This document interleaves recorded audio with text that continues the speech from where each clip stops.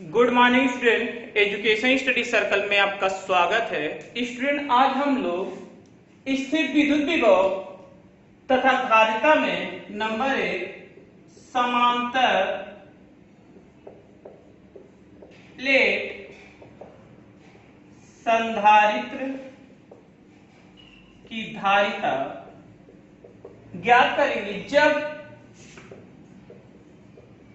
उनके प्लेटों के बीच आंशिक रूप से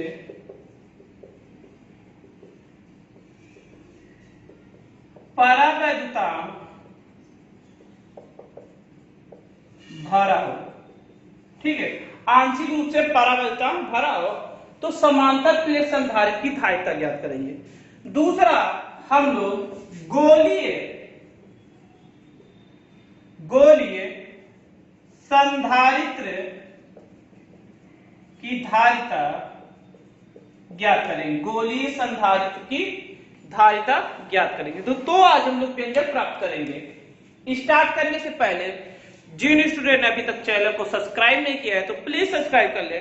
चलते हैं, स्टार्ट करते हैं। पहला देखिए, पहले इसके फिगर को हम लोग समझते हैं कि इसका फिगर है क्या। देखिए, समांतर प्लेट संधारित्र की धारिता, मतलब दो समांतर प्लेट हैं। जैसे कि मान लेते हैं ये आपका P1 प्लेट है, ठीक है, और ये आपका P2 प्लेट है।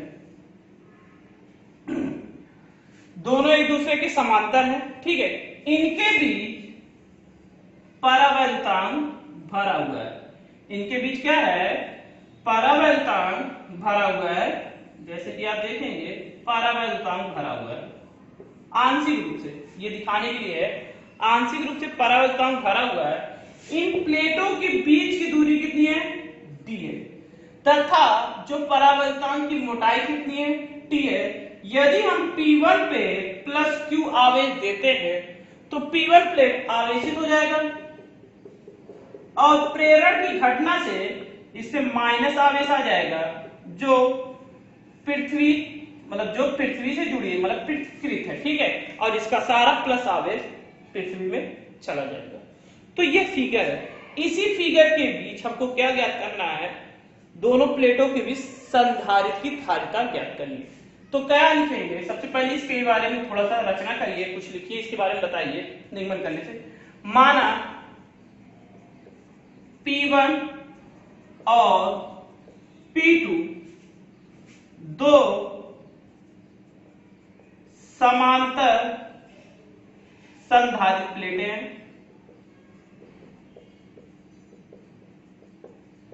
प्लेट है, मतलब कि माना P1 P2 दो समांतर संधारित्र प्लेट है। इनके बीच की दूरी, प्लेटों के बीच की दूरी d है, तथा परावैद्युतांक की मोटाई t है, ठीक है। परावैद्युतांक की मोटाई कितनी है? t है। जब हम P1 पर प्लस Q आवेश दिया जाता है तो P2 पर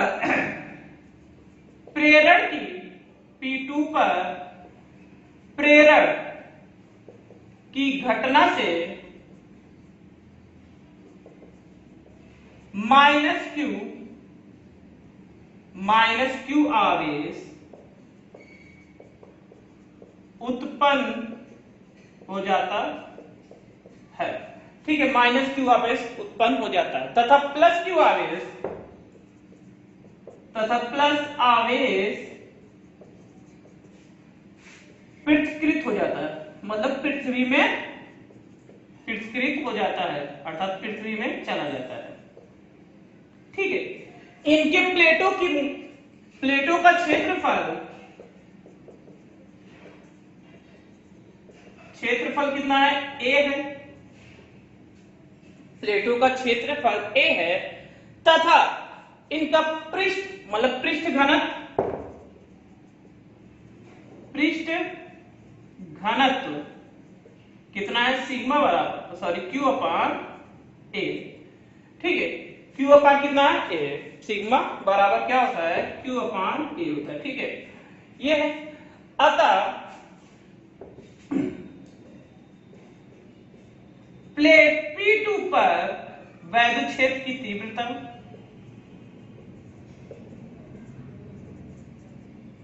देखिए वैद्युत क्षेत्र की तीव्रता क्या होती है, आपको हम बता दें E बराबर होता है सिग्मा बराबर एप्सिलॉन 0, लेकिन अगर हम Q अपान A रखेंगे तो Q अपान A हो जाएगा। ठीक है, अब थोड़ा सा यहाँ पे हम फोकस कर लेते हैं।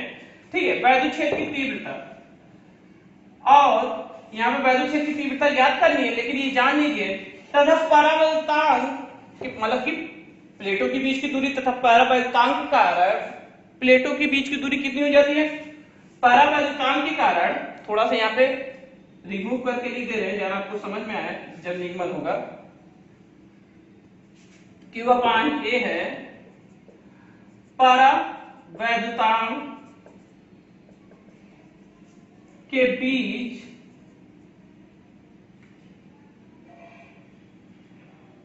D माइनस T दूरी है। ठीक है, तो इनके बीच की दूरी कितनी है, तो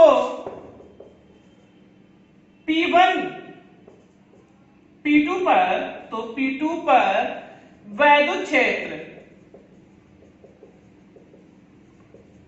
की तीव्रता, वैद्युत क्षेत्र की तीव्रता ज्ञात करनी है। ठीक है, तो जैसा कि आप देख रहे हैं P1 P2 दो समांतर प्लेट है जिनके बीच की दूरी T है। ठीक है, P1 पर आप परावैद्युतांक की मोटाई कितनी है, T है।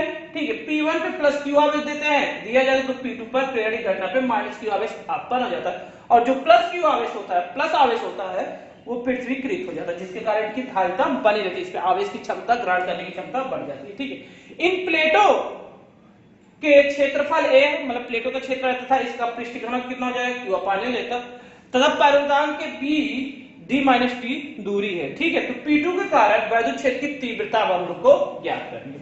तो सिंपल से चलते हैं, ज्ञात करते हैं।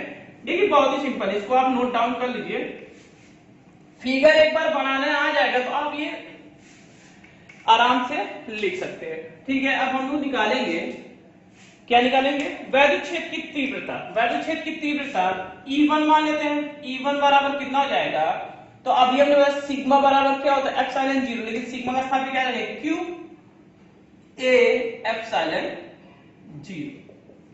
ठीक है, तो ये हो जाएगा हमारा, मान लेते हैं परावैद्युतांक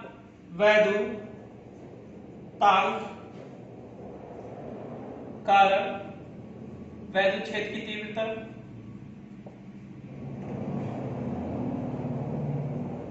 वैद्युत क्षेत्र की तीव्रता E2 कितना हो जाएगा, तो Q बराबर, तो परावैद्युतांक है A epsilon K epsilon 0, Q बराबर Q अपान A के एप्सिलॉन 0 हो जाएगा। अब तो प्लेटों के बीच का विभवांतर कितना हो जाएगा, V बराबर क्या होता है, वैद्युत क्षेत्र की तीव्रता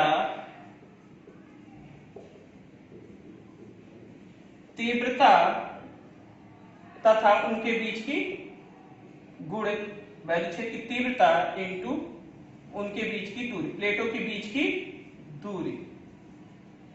ठीक है, ये होता है। तो वैद्युत क्षेत्र की तीव्रता कितनी है, E1 D माइनस T है। ठीक है, अगर हम उसको हटा देंगे प्लस E2 इंटू T। ठीक है, तो ये हो जाएगा, तो E1 बराबर क्या है, Q A epsilon 0 D minus T, और यहाँ प्लस कितना हो जाएगा आपका Q A के एप्सिलॉन 0 इंटू T। अगर हम कॉमन ले लें, क्या कॉमन है, Q A एप्सिलॉन 0 कॉमन है, तो क्या आएगा, D माइनस T आएगा, और क्या T प्लस T अपान क्या आएगा, K एप्सिलॉन 0। तो ये हमारा बचेगा। ठीक है, सॉरी एप्सिलॉन 0 तो कॉमन हो जाए, तो हमारा ये आपका बचेगा। तो क्या क्या बचा है, t बराबर k और d माइनस टी। ठीक है, तो अब चलते हैं आगे इसके। तो प्लेटों के संधारित्र की धारिता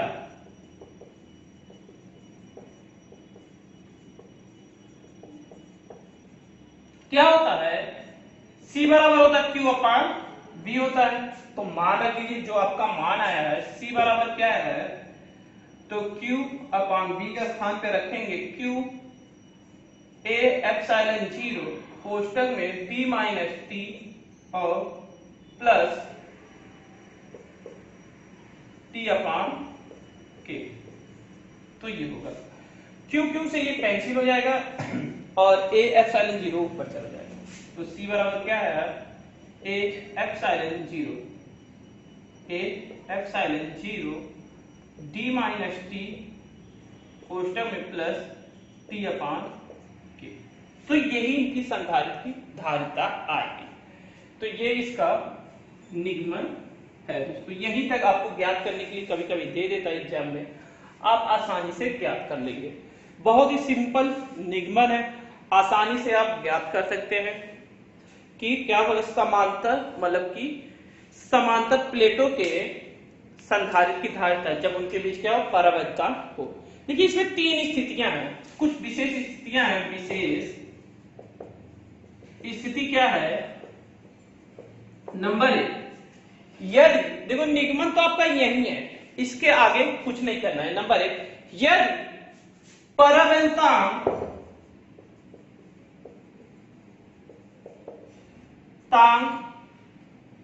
का मान यदि t बराबर d हो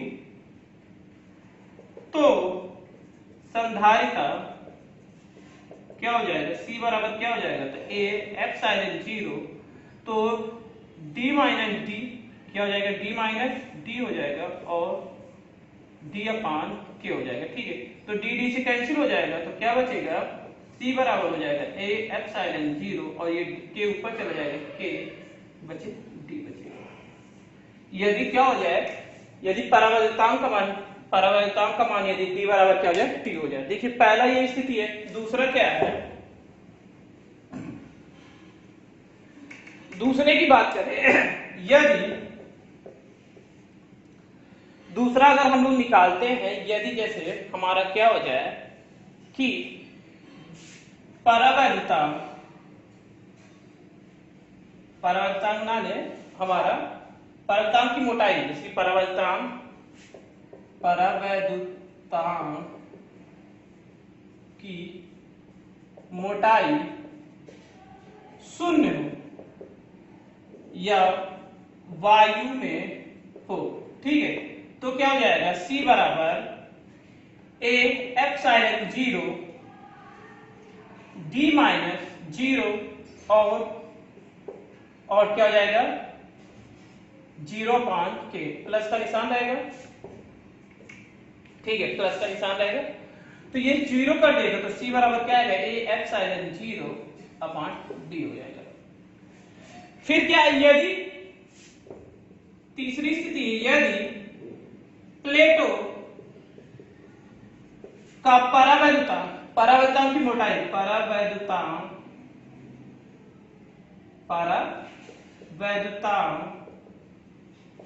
की मोटाई मान लेते हैं T1 T2 Tn हो और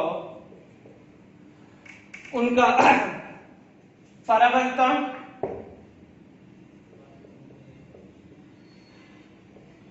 K1 Kn, तो C बराबर क्या हो जाएगा, A एप्सिलॉन 0 तो हमारा क्या हो जाएगा, D minus T1 plus T2 Tn हो जाएगा। ठीक है, इसी तरह प्लस D बराबर क्या हो जाएगा, K1 प्लस D बराबर K2 K क्या हो जाएगा, n हो जाएगा। ये सॉरी T है, T1 T2 और Tn, ठीक है। तो क्या हो जाएगा, C बराबर क्या हो जाएगा, A एप्सिलॉन 0, तो सिंपल सा ये हो जाएगा T1 अपान K1 T2 अपान K2 डॉट Tn अपान K2 रहेगा। तो ये आ गया इसका निगमन। तो सिंपल सा ये समाप्त हो जाएगा, आसानी से खत्म हो जाएगा। तो इस कुछ विशेष दिया है तो आप समझ सकते हैं, ठीक है। चलते हैं अब हम लोग, नोट कर लीजिए इसको, गोलीय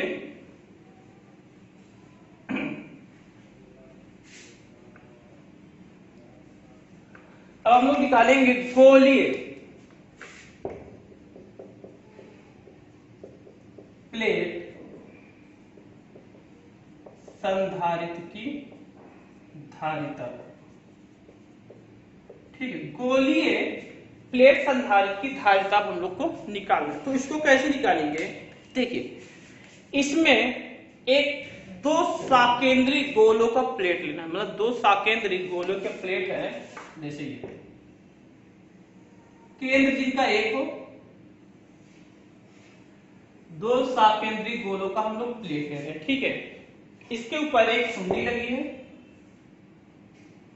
जहां से आवेश दिया जाएगा, ठीक है। ये जो है मान लेते हैं प्लेट ए, मान लेते हैं इसकी त्रिज्या कितनी है, ए है और इसकी त्रिज्या कितनी है, बी है। स्मॉल ए भी ले लें या R1 R2 ले लें, ठीक है। जब हुंडी की तरफ से हम क्या लेते हैं, और इनके बीच परावर्तांक है, परावर्तांक का माध्यम K है, ठीक है। परावर्तांक भरा हुआ है प्लेटों में। मान लेते जब प्लस Q आवेश देते हैं, ये प्लेट A है और ये प्लेट B, ये प्लेट B है बाहर वाला, और प्लेट ये A, ठीक है। इसलिए इनकी त्रिज्या B मान लिए, इनकी त्रिज्या A मान लिए। तो मान लेते हैं, और जब हम इन पे मतलब कि इस परावर्तन मान लेते हैं कि जब इस हुंडी से प्लस Q आवेश दिया जाता है A पर, तो ये धनावेशित हो जाता है,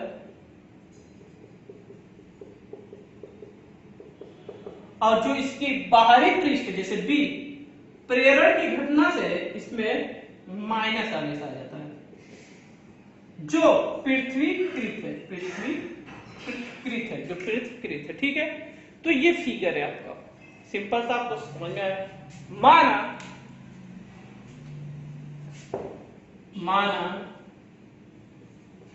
साकेंद्रीय दो गोलीय प्लेट है, प्लेट ए और बी है, ठीक है। माना दो साकेंद्री, मतलब साकेंद्री मतलब जिनका केंद्र एक हो, मतलब एक केंद्र का दो गोला बनाए गए, मतलब एक केंद्र का दो गोला ए और बी है, ठीक है। जिनकी त्रिज्याएं ए और बी है, ठीक है। ए और बी है। गोले ए पर हुंडी या तो घुंडी भी कहते हैं, घुंडी की सहायता से प्लस Q आवेश देने पर, प्लस Q आवेश देने पर A क्या हो जाता है, आवेशित हो जाता है,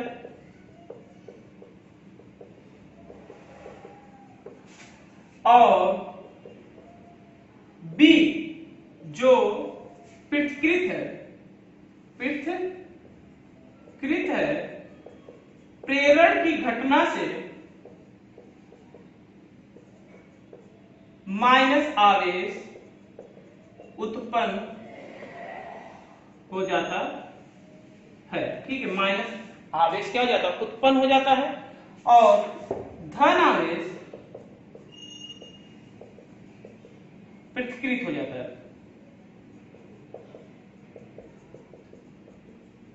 क्या हो जाता है, पृथ्वीकृत हो जाता है। इन प्लेटों के बीच परावर्तन के है, तो प्लेटों के बीच, तो प्लेट ए तथा प्लेट बी का विभवांतर, तो प्लेट गोलीय प्लेट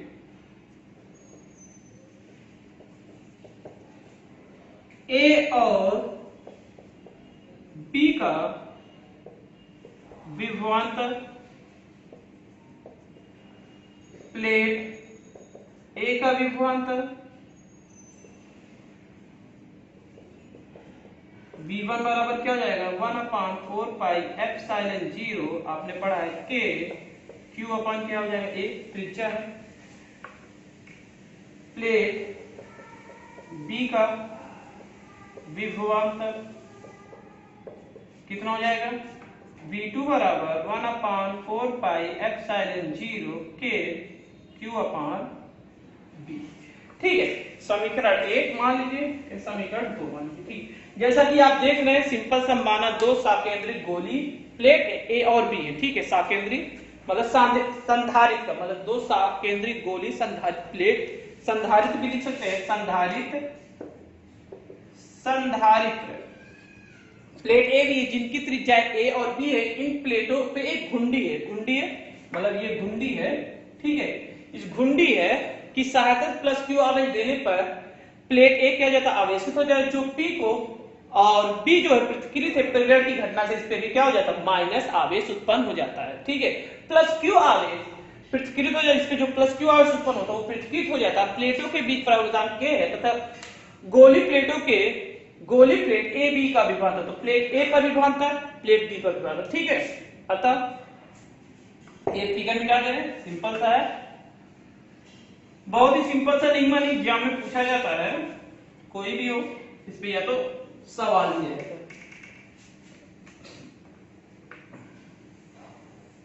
ठीक, चलते हैं। देखिए, तो प्लेटों का ए और बी के बीच का विभवांतर, ए और बी प्लेटों का के बीच का विभवांतर कितना हो जाएगा, v बराबर हो जाएगा v1 प्लस v2 हो जाएगा। तो v बराबर क्या हो जाएगा 1/4πε0 K Q/A और प्लस 1/4πε0 K Q/B। ठीक है, कॉमन ले लीजिए, क्या हो जाएगा Q बराबर 4πε0 K और कोष्टक में क्या आएगा 1/A प्लस 1/B। ठीक है, देखिए इसमें जब विभवांतर हम लोग निकालते हैं तो माइनस का चिन्ह लगाते हैं। किसका चिन्ह लगाते हैं, माइनस का। तो कुल विभवांतर क्या हो जाएगा v1 माइनस v2। तो हम लोग क्या निकालते हैं, और जो कि अधिक में से कम की ओर होता है, तो v2 माइनस v1। तो यहाँ पे हो जाएगा b और यहाँ पे हो जाएगा a। ये थोड़ा ध्यान रखिएगा, नहीं तो आप में भी मिस्टेक होगा, माइनस का चिन्ह रहेगा। ठीक, अब इसमें क्या करेंगे, v बराबर Q/4πε0 K, एलसीएम लेंगे a minus b upon A B हो जाएगा। अगर एलसीएम लोगे तो आपका ये आ जाएगा। ठीक है, ये आपका एलसीएम आएगा। बहुत जगह उल्टा भी दिया रहता है, तो आप ऐसे भी कर सकते हैं। अब चलते हैं, तो प्लेटों के बीच की संधारित्र, देखिए अगर नॉर्मल रहेगा तो b तो a माइनस बी हो जाएगा या तो b माइनस a हो जाएगा। अगर हम सिंपल सा रहे, जैसे a b अगर रखते हैं, जैसे कि अगर हम नॉर्मली लेते हैं यहाँ पे 1 और 2, तो कोई दिक्कत नहीं है, वो आपका a हो जाएगा, यहाँ पे b हो जाएगा, और ये भी यहाँ नीचे आएगा तो यहाँ क्या हो जाएगा b माइनस a हो जाएगा। ठीक है, तो ये हो जाएगा, कोई दिक्कत नहीं, आप ऐसे भी कर सकते हैं, जैसे था वैसे ही कर दे रहे। तो क्या हो जाएगा, तो संधारित्र C बराबर क्या होता है, Q अपान क्या होता है, Q अपान B होता है। तो C बराबर क्या हो जाएगा, Q बराबर रख देंगे Q अपान 4πε0 K और B minus A upon A। ठीक है, Q से कैंसिल, C बराबर क्या हो जाएगा, ये ऊपर चला जाएगा, क्या जाएगा 4πε0 K A B minus A। तो यही प्लेटों की क्या हो जाएगी, संधारित्र हो गई। सिंपल सा नियम है, ये आपका हो जाएगा। ठीक है, अलग अलग बुक में कहीं कहीं पे जैसे कि बी बी को पहले ले लिए गए, ए को बाद में लिए गए, तो ऐसा नहीं है, आप ऐसे भी ले सकते हैं। ठीक है, ये हो जाएगा आपका संधारित्र। तो इसमें क्या है, नंबर 1 कुछ विशेष स्थितियां हैं, स्थिति इसकी भी है। यदि नंबर 1 क्या है, यदि गोलीय संधारित्र की त्रिज्या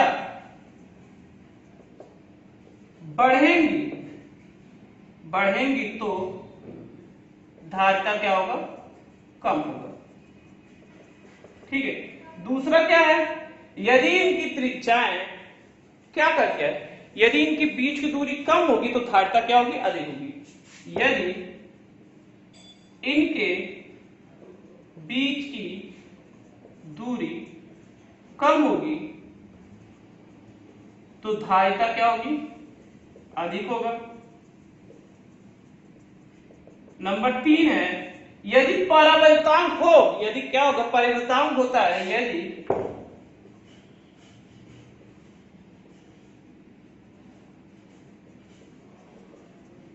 उपस्थित हो तो धारिता अधिक होती है।